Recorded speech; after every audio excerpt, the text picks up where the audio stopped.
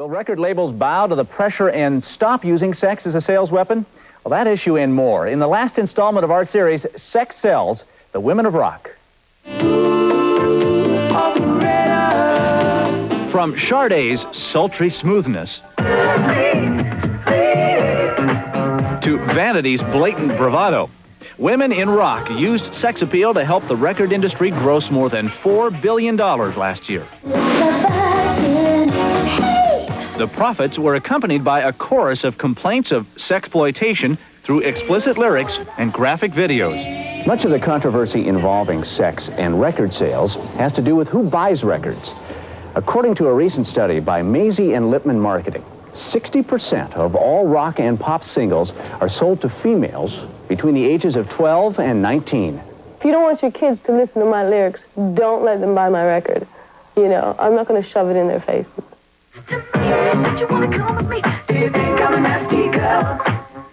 As the former leader of Blood, Sweat, and Tears and a former record executive, Bobby Colomby knows the rules for what's considered too sexy in rock.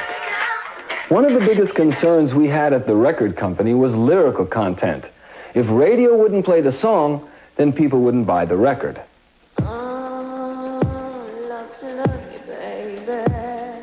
But then there was always someone who pushed the limits. Love to Love You Baby was at first criticized as nothing but bedroom moans with a soundtrack. It went on to launch Donna Summer as a sex symbol, something she's no longer proud of. I feel uncomfortable because I don't like sometimes what that represented. And knowing what I know now, I probably wouldn't do it again.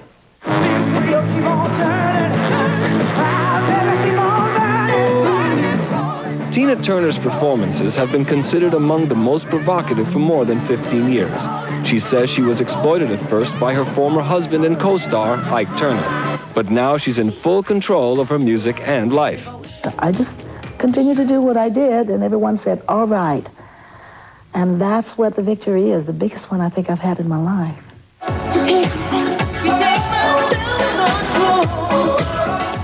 Laura Branigan's video, Self-Control, was re-edited to be shown on TV. Anything to an extreme sort of ruins the whole point. And I think that probably in some videos could be toned down a bit. I mean, I toned mine down.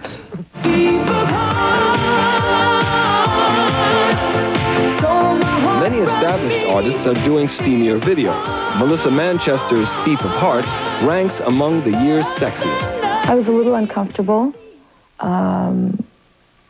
I gave myself the opportunity to view it as an acting role. The debate over what's too sexy will continue, and record companies will continue to try and create rock's next sex symbol.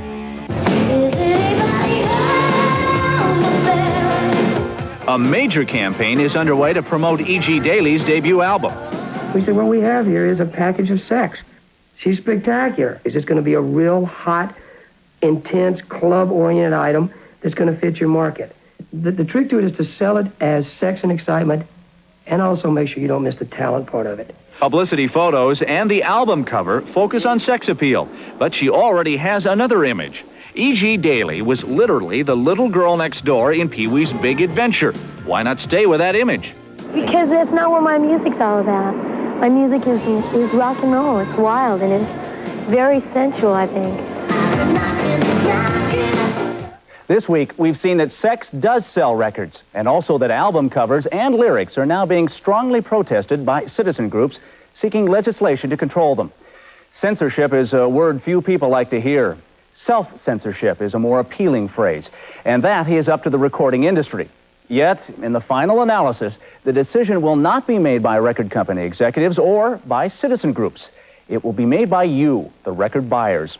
It is the money that you spend which speaks louder than anything or anyone else.